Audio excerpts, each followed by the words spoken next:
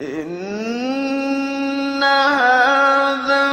القرآن يهدي للتي هي أقوم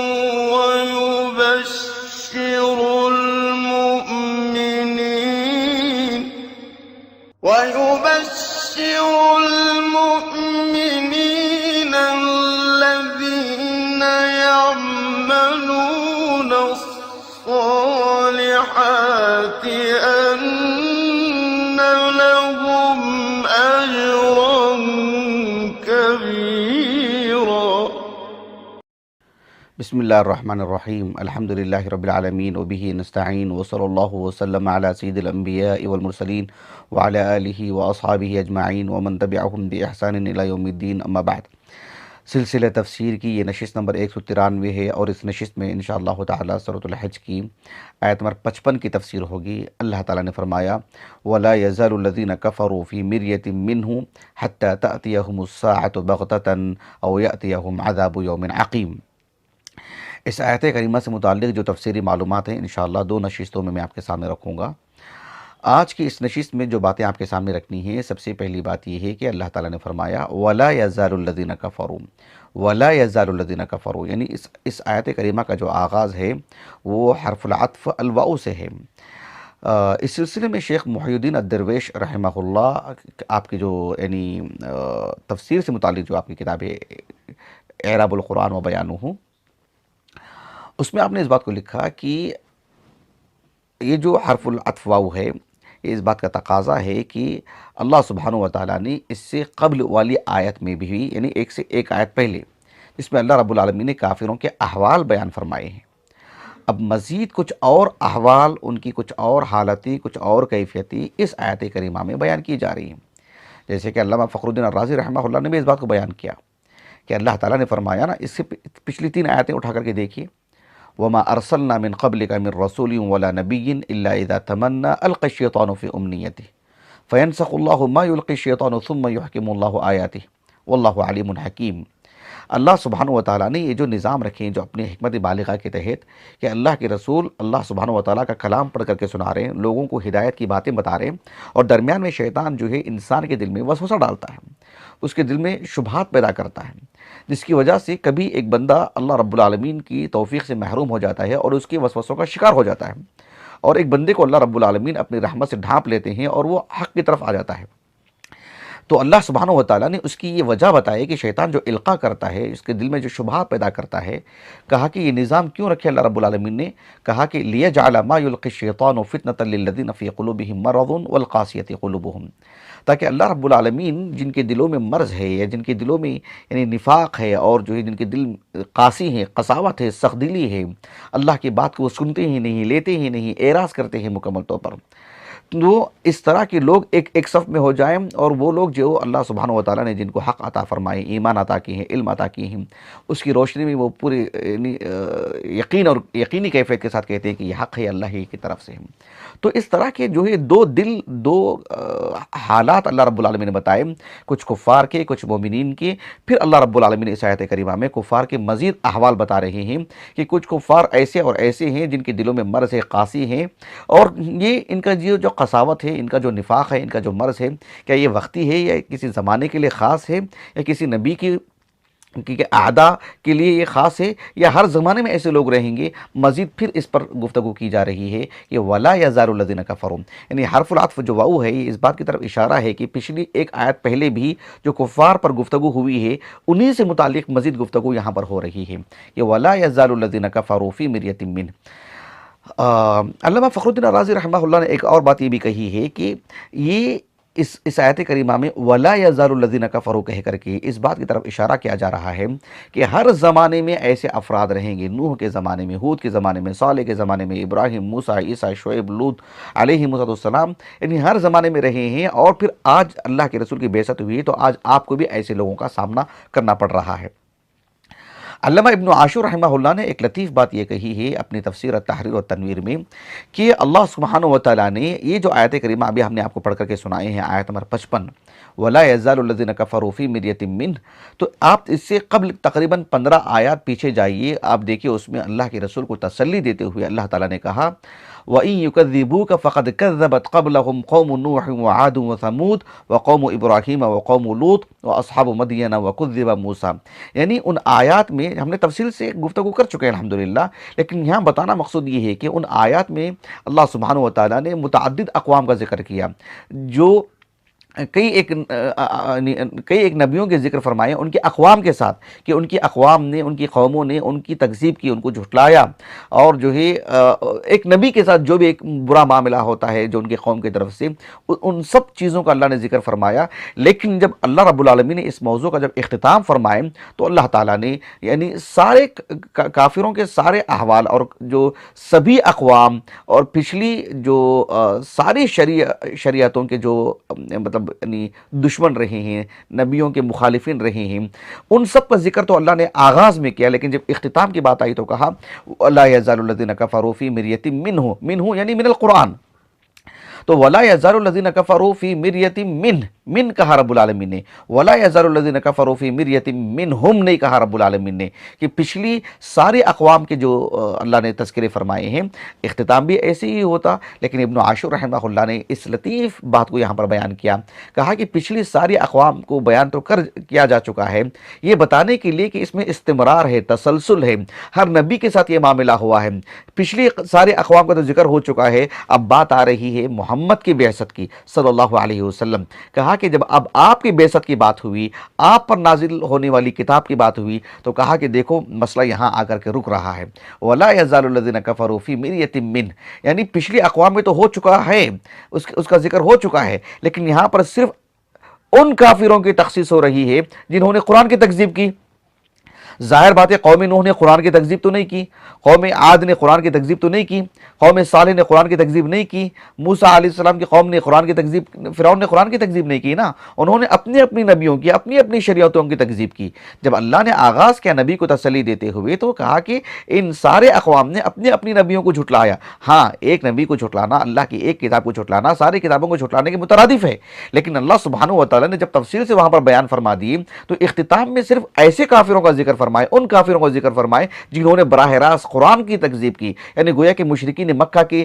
گفتگو ہو رہی ہے۔ گویا کہ اس میں یہ بتانا مقصود ہے کہ سارے اقوام کا جو معاملہ ہوا ہے، سلسلہ وار جو معاملہ ہوتا آ رہا ہے، اب آ کر کے یہاں تھما ہے کہ آپ آئیں دیکھو آپ کے ساتھ بھی ایسا ہی معاملہ ہوا ہے۔ کہا کہ وَلَا يَزَالُ الَّذِينَ كَفَرُوا فِي مِرْيَةٍ مِّنْهُ، اور یہ سلسلہ آج رک جائے گا کیا؟ آگے نہیں رہے گا، وہ آگے بھی رہے گا، اس لیے کہ اللہ رب العالمین نے کہا کہ وَلَا يَزَالُ، یعنی دیکھو فعل مضارع میں اللہ نے بیان کیا وَلَا يَزَالُ الَّذِينَ كَفَرُوا فِي مِرْيَةٍ مِّنْهُ حَتَّى تَأْتِيَهُمْ، یہ بھی فعل مضارع میں گویا کہ استمرار بتانے کے لیے کہ مستقبل میں بھی یہ چیز جاری رہے گی۔ تو ایک سلسلہ بتانے کے لیے اللہ سبحانہ و تعالیٰ نے اس بات کو رکھی کہ پچھلی اقوام کا ذکر فرمائے، یہاں ان کافروں کو ذکر فرمایا گیا وہاں پر جس میں ایک طرح کی عمومیت والی بات تھی، اور یہاں اللہ رب العالمین نے ان کافروں کا ذکر فرمائے خصوصیت کے ساتھ جنہوں نے قرآن کی تکذیب کی۔ مسئلے کو لا کر کے یہاں تک رکھا گیا اور آنے والے زمانے کے بارے میں بتایا گیا کہ وَلَا يَزَالُ الَّذِينَ كَفَرُوا فِي مِرْيَةٍ مِّنْهُ۔ آج کی اس نشست میں ایک بات تو یہ ہو چکی ہے، ایک دوسری بات آج کی اس نشست میں وہ یہ ہے کہ اللہ سبحانہ و تعالیٰ نے فرمایا وَلَا يَزَالُ الَّذِينَ كَفَرُوا فِي مِرْيَةٍ مِّنْهُ۔ مریتن کیا معنی اس کے؟ مریتن کے معنی آتے ہیں عربی زبان میں، یعنی جو عام معنی بتایا جاتا ہے وہ ہے الشک، لیکن اگر اس کی ہم اس لفظ کی گہرائی میں جاتے ہیں، بالذات اس کا معنی معلوم کرنا چاہیں ہو بہو، کیونکہ شک بھی عربی زبان کا لفظ ہے، الشک عربی زبان کا لفظ ہے، الریب عربی زبان کا لفظ ہے۔ ظاہر بات ہے عربی زبان میں الریب الشک کی جگہ نہیں لے سکتا ہے، الشک الوہم کی جگہ نہیں لے سکتا ہے، الوہم الظن کی جگہ نہیں لے سکتا ہے، الظن جو ہے المریہ کی جگہ نہیں لے سکتا ہے۔ ہر لفظ کا اپنا ایک یعنی خاص معنی ہے، یا اور بات ہے کہ سب الفاظ آپس میں ایک دوسرے کے قریب کا معنی رکھتے ہیں، لیکن ہر لفظ قرآن مجید میں بالذات جب استعمال ہوتا ہے جہاں جس آیت میں وہاں ایک خاص معنی ہوتا ہے جو اس کا اپنا اصل معنی ہے۔ اسی لیے یعنی مفردات و الفاظ القرآن میں یعنی علامہ اصبہانی رحمہ اللہ، راغب الاصبہانی رحمہ اللہ، اور انہی سے نقل کیا ہے علامہ طیبی نے، شرف الدین حسین بن عبداللہ طیبی رحمہ اللہ، 743 ہجری سنہ وفات ہے، مشکات پر بھی آپ نے شرح لکھی ہے، اور پھر یعنی جو ابو القاسم الزمخشری کی جو تفسیر ہے الکشاف، الکشاف پر آپ کے حواشی ہیں، حاشیۃ الطیبی علی الکشاف، اسی نام سے معروف ہیں، ہمارے پاس اس کی ایک جلد ہے بس، مجھے بس وہ کہیں سے ملی، وہ ایک ہی جلد ہے میرے پاس، پوری کتاب تو میرے پاس نہیں ہے۔ اس کا جو انہوں نے اصل نام رکھا تھا فتوح الغیب فی الکشف عن انقناع الریب، یہ آپ نے نام رکھا تھا، لیکن یہ پوری کتاب مکمل ہمارے پاس نہیں ہے، شاملہ میں البتہ یہ موجود ہے۔ علامہ طیبی رحمہ اللہ کی جو حواشی ہیں الکشاف پر، یعنی خاص کر اعجاز القرآن کے حوالے سے بہت ہی عمدہ اور بہت ہی گہری باتیں ہیں اس میں ہیں، اور بعد کے اہل علم نے چونکہ الکشاف ہی کو جو مرجع کے طور پر اس کا اہتمام کیا جاتا ہے قرآن مجید کے اعجاز کو لے کر کے، اللہ یہ کہ اس میں اعتزال کہیں غالب ہو یا اعتزال کی بو آتی ہو تو اس سے اہل سنہ نے گریز کیا ہے، ورنہ عمومی اعتبار سے اس سے جو ہے خوب لیا ہے۔ شیخ ابن عثیمین رحمہ اللہ وغیرہ نے اس بات کی طرف جو اشارہ بھی کیا ہے کہ اس کو اصل مانا ہے بات کے علماء نے۔ بہرحال اس پر جو حواشی لکھی ہیں اس پہ تو مزید بہت ساری جو خوبیاں ہیں جو علامہ طیبی نے اس میں کام کیا ہے، حالانکہ وہ اشعری ہیں، معتزلی تو نہیں ہیں، اشعری ہیں علامہ طیبی رحمہ اللہ۔ تو اس میں آپ نے اس بات کو لکھا کہ یہ المیریت جو ہے عربی زبان میں کہتے ہیں کہ التردد فی الامر، کہتے ہیں کہ وہ اخص من الشک، یہ شک سے بھی زیادہ اخص لفظ ہے یہ، یعنی شک میں عام طور پر عربی زبان میں کیا ہوتا ہے، ریب جب کہتے ہیں کہ ذالک الکتاب لا ریب فیہ، ریب کہتے ہیں مطلب ادنا ہم جیسے 100 میں سے 1% بھی نہیں، ہم جیسے ہم کہتے ہیں نا، اور پھر ہم کہتے ہیں کہ 100 میں 1% کو بھی اگر 100 میں بانٹ دیا جائے اس کا بھی ایک ادنا حصہ بھی نہیں ہے، یہ بتانے کے لیے ریب کا لفظ آتا ہے کہ بھئی رتی برابر بھی کھٹک بھی نہیں ہے، مطلب کوئی چیز ہے ہی نہیں اس میں۔ لیکن جب شک کہتے ہیں عربی زبان میں، اگر شک اگر آپ ہو معنی جاننا چاہیں تو پھر 50-50 کا معاملہ ہے، 50-50 کا معاملہ ہے کہ بھئی آدھا میرا اس طرف رجحان ہے مکمل، آدھا اس طرف میرا رجحان ہے، 51 بھی ہو جائے، 50 پر 1 بھی ہو جائے تو پھر وہ شک نہیں رہ جاتا ہے عربی زبان میں۔ تو عربی زبان میں شک بالکل ایک درمیان کے ایک راہ کو کہتے ہیں کہ اب میں کدھر جاؤں، کس کو لوں میں اس کو، تو اس سے بھی اخص معنی آتا ہے المیریت میں التردد فی الامر، معاملے میں ایک طرح کی کھٹک، یعنی کہیں نہ کہیں مطلب کس معاملے کو لیں، کس معاملے کو حاصل کریں، کبھی اس طرف رجحان بڑھ رہا ہے، کبھی اس طرف رجحان بڑھ رہا ہے، کبھی اس کی بات دل کو لگ جا رہی ہے، کبھی اس کی بات دل کو لگ جا رہی ہے، وغیرہ وغیرہ۔ تو یہ ہے المیریہ عربی زبان میں۔ المیریہ تو آپ دیکھیں گے اس کی جو تفصیلی طور پر اس کا جو معنی ہے عربی زبان میں، اصل معنی احمد بن فارس رحمہ اللہ، آپ کی جو موجم ہے موجم مقاییس اللغہ، اس میں آپ نے کہا کہ مریہ یعنی المیم والراء والحرف المعتل،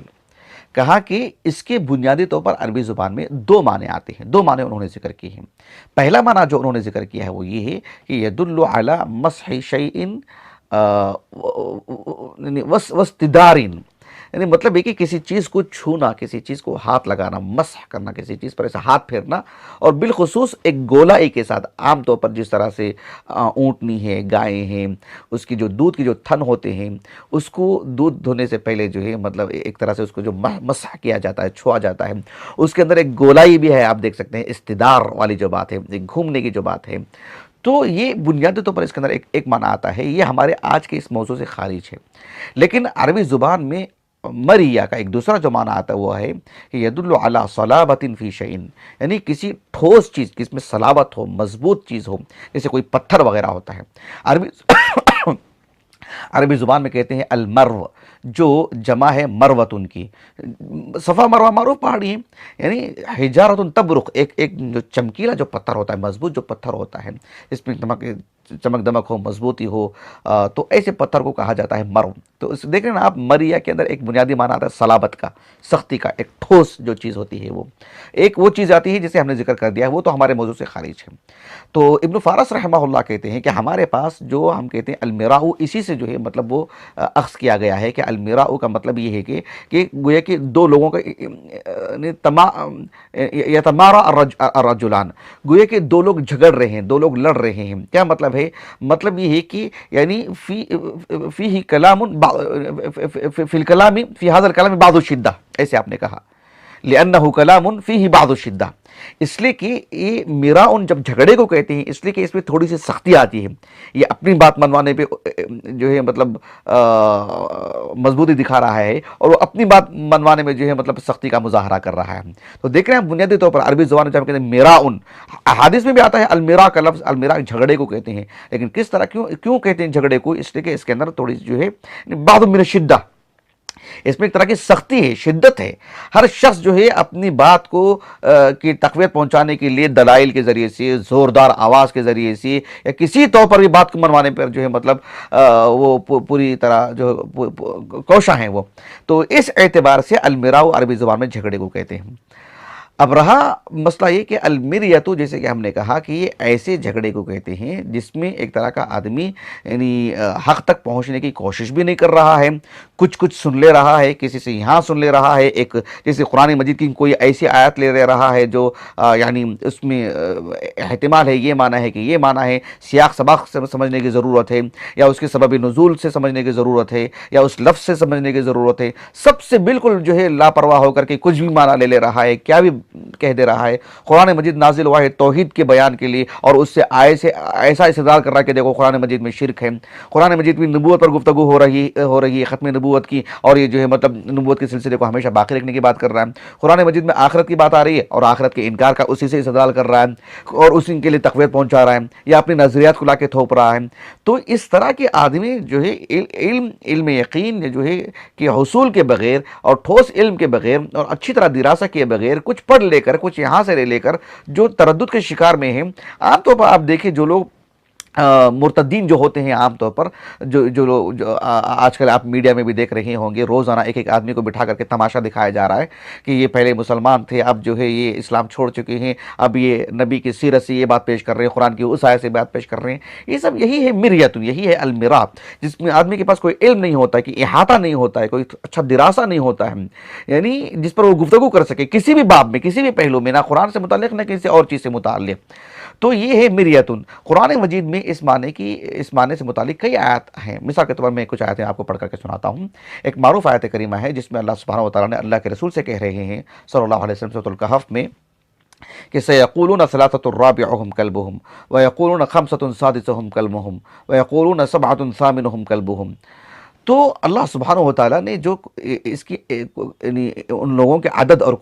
سے متعلق جو تفصیلات اللہ نے بیان فرمائے ہیں، کہا کہ یہ لوگ جو اپنی طرف سے ایک طرح کے عدد بیان کر رہے ہیں، یہ دراصل جو ہے مطلب یعنی رجمًا بالغیب کہا رب العالمین نے، یعنی جسے آدمی کہیں دیکھ رہا ہے اور کہیں پتھر پھینک رہا ہے، بھی کہاں جا کے نشانے کو نہیں دیکھ رہا ہے نا، وہ کہیں بھی جا کے بات لگ جا رہی ہے، کچھ بھی کہہ دے رہا ہے، نہ یہاں کا پڑھ رہا ہے، نہ وہاں کا پڑھ رہا ہے، نہ یہاں کا سن رہا ہے، نہ وہاں کا سن رہا ہے، کچھ بھی کہہ دے رہے ہیں۔ لیکن اللہ سبحانہ وتعالیٰ نے اللہ کے رسول سے کہا کہ فلا تماری فیہم الا مراء ظاہرا، کہا کہ آپ کی جو عدد جو وحی جو آپ پر نازل ہو رہی ہے، جو بات آپ کو بتائی جا رہی ہے، آپ اتنی سی بات بتا دیں، آپ مزید ان سے کوئی مطلب یعنی اس تفصیل میں نہ جائیں، مزید آپ ان سے جو ہے مطلب گفتگو نہ کریں، مزید جدال کی کوئی مطلب راہ نہ نکالیں، مزید جھگڑا نہ ہو۔ ایسا نہ ہو کہ بس محض عدد کو لے کر کے پوری گفتگو ہو رہی ہے، عدد بیانی وہ اصل مقصود ہے کیا؟ اس کے لیے قرآن نازل ہوا ہے کیا؟ اس کے لیے قصہ بیان کیا جا رہا ہے کیا؟ اس قصے سے اصل مقصود کیا ہے؟ توحید بیانی ہے نا، اس قصے سے اصل مقصود کیا ہے؟ اللہ نے جس مقصد کے لیے پیدا کی ہیں، انبیاء کو جس مقصد کے لیے بھیجے ہیں، کتابیں جس مقصد کے لیے نازل کی گئی ہیں، جس مقصد کے لیے انسان کو پیدا کیا گیا ہے، اس پر گفتگو کرنے کے بجائے وہ کتنی عدد تھی اس پر پورا وقت نکالیں گی، وہ ٹھیک ہے اسی پر جھگڑا کریں گے، ان کی دلچسپیاں اس میں ہوں گی۔ لیکن اللہ کے رسول سے کہا فلا تماری فیہم الا مراء ظاہرا، جو اللہ نے آپ کو نازل کی، جو عدد بتائی گئی ہے اسی پر آپ قائم رہیے، زیادہ آپ اس میں مطلب گہرائی میں مت جائیے، زیادہ دلچسپی مت لیجیے، زیادہ الجھن نہیں ہونا ہے اس میں، اس کو لے کر کے جھگڑا نہیں ہونا چاہیے اس میں۔ یہ بات اللہ کے رسول سے کہی گئی۔ اسی لیے اللہ تعالیٰ نے سورۃ ہود کے اواخر میں کہا، اللہ کے رسول سے ہی خطاب کرتے ہوئے،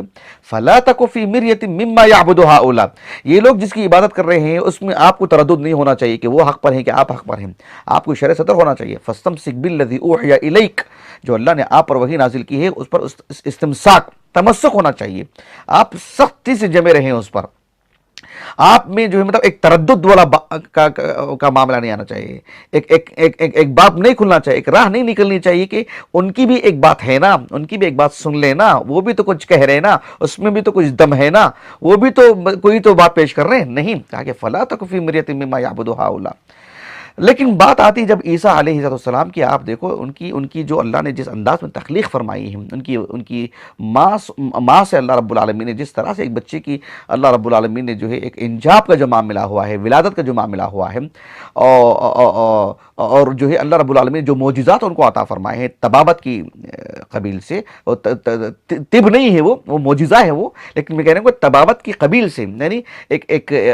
مریضوں کو شفا یابی کے جو معاملے ہیں اس سے جڑے اللہ نے معجزے آپ کو عطا فرمائے۔ تو اللہ نے کیا فرمایا سورۃ مریم میں، ذالک عیسی ابن مریم قول الحق الذی فیہ یمترون،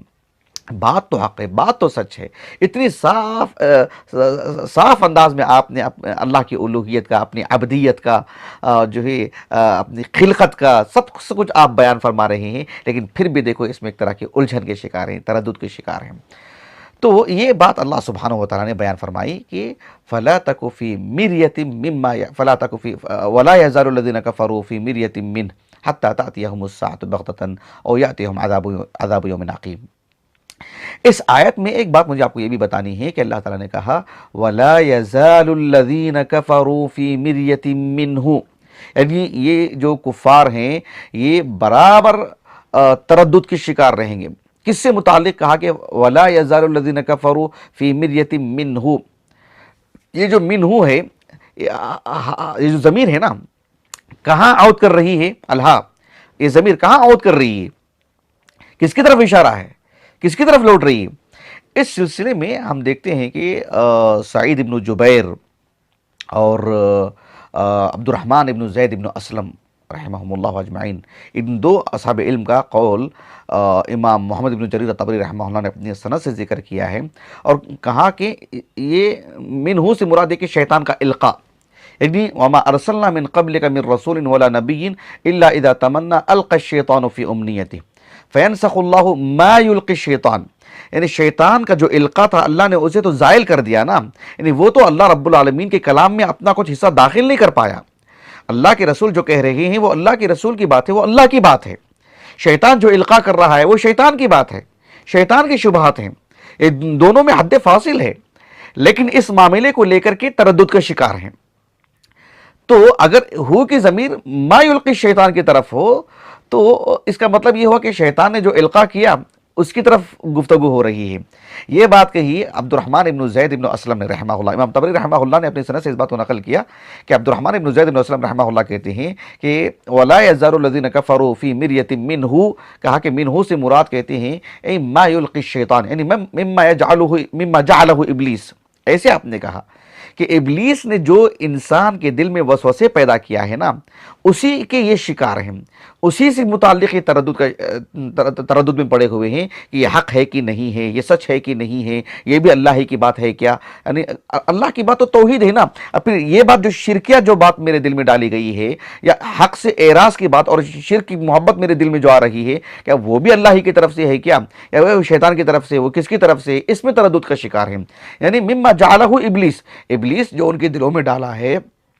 کہا کہ اس کو لے کر کی یہ بات ہے کہ شیطان ان کے دلوں میں جو بات ڈالی ہے وہ برابر زادہم ضلالہ، یعنی ان کے دلوں میں ضلالت مطلب پروان چڑھ دی جا رہی ہے اور مضبوط ہوتی جا رہی ہے، گویا کہ یہ مراد آپ نے لے لیا ہے عبد الرحمن ابن زید ابن اسلم نے۔ لیکن اگر بات کرتے ہیں سند کی تو شیخ احمد شاکر مصری رحمہ اللہ نے کہا کہ اسنادہ صحیح ہوں، لیکن سعید ابن جبیر رحمہ اللہ کا جو قول ہے وہ اسی کی تقویت پہنچاتا ہے۔ سعید ابن جبیر رحمہ اللہ نے کہا کہ من سجودک، کیا مطلب ہے؟ یعنی وَلَا يَزَالُ الَّذِينَ كَفَرُوا فِي مِرْيَةٍ مِّن سُجُودِك، یہ معنی لے رہے ہیں۔ من سجودک سے مراد اللہ کے رسول صلی اللہ علیہ وسلم نے جو سجدہ کیا نا سورۃ النجم پڑھ کر کے، تو وہ اللہ سبحانہ وتعالیٰ کے حکم کی وجہ سے سجدہ کیا نا، لیکن کچھ ایسی جو مکذوب روایات ہیں جسے ہم نے قصۃ الغرانیق کے نام سے بیان کر دیا ہے کہ کفار کو یہ اشتباہ ہو گیا کہ اللہ کے رسول صلی اللہ علیہ وسلم قرآن پڑھ کر کے سجدہ کیے ہیں، یا اس میں ہمارے معبودوں کی جو تعریف ہو گئی تھی الغرانیق العلا، اس کی وجہ سے آپ نے سجدہ کیے ہیں، کس کی وجہ سے آپ نے سجدہ کیا ہے، اس کو لے کر کے ان کے دلوں میں ایک تردد آ چکا ہے۔ حالانکہ ہم اس بار میں ملے میں اللہ کے فضل و کرم سے محقق بات پیش کر چکے ہیں کہ قصۃ الغرانق ایک مکذوب قصہ ہے، ایک باطل قصہ ہے، کہ ایک سند بھی اس کی صحیح نہیں ہے کسی طور پر بھی، اور متن کے اعتبار سے بھی وہ باطل ہے۔ ہم نے تفصیل سے اللہ کے فضل و کرم سے بیان کر دیا، لیکن جو سعید بن جبیر رحمہ اللہ کا جو اثر مل رہا ہے وہ اثر اسی کا نتیجہ ہے کہ من سجودک سے مراد اگر یہ معنی لے لیا جائے تو پھر یہی معنی ہوگا۔ حالانکہ احتمال ہے سعید بن جبیر رحمہ اللہ کے قول میں من سجودک سے مراد یہ ہے کہ اللہ کے رسول کی طرف سے آنے والا حق اور جس پر یہ قائم ہے باطل، اس کو لے کر کے یہ تردد کا شکار ہے،